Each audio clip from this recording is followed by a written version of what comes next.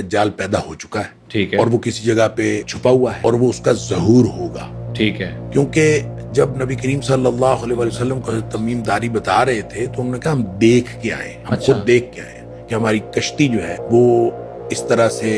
سمندر کے اندر وہ بھٹک گئی اور ہم کو 1 مہینہ بھر کی مسافت کرتے رہے اور پتہ نہیں کس جگہ جا کے جزیرے پہ لگی تو ہم نے جا کے اتر کے دیکھا تو انسان نما جانور وہ ہمیں ملا، جس کے چہرے کے اوپر اور پورے جسم کے اوپر بہت زیادہ بال تھے، اور اس نے ہمیں گائیڈ کیا اور ہم اس کے پیچھے پیچھے چل دیے. تو وہ ہمیں لے کے گیا اور ایک شخص جو ہے وہاں پہ جکڑا ہوا تھا، اور اس جکڑے ہوئے شخص کے پاس یہ گئے اور اس کے ساتھ جا کے گفتگو ہوئی اور اس نے کہا میں دجال ہوں، اور پھر اس نے ان سے سوالات کیے. مثال کے طور پر اس جو نشانیاں نبی کریم صلی اللہ علیہ وسلم فرمایا، نبی کریم صلی اللہ علیہ وسلم نے فرمایا کہ جب وہ پانی خشک ہو جائے گا اور وہ فلاں باغ جو کسان کا باغ غالباً اس کے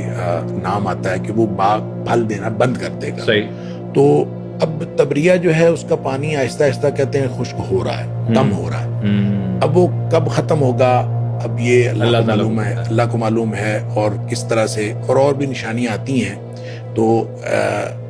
اس نے وہ نشانیاں پوچھی تو وہ تمیم داری کہتے ہیں، ہم نے کہا کہ وہ تو ابھی تک ہے، کوئی مسئلہ نہیں.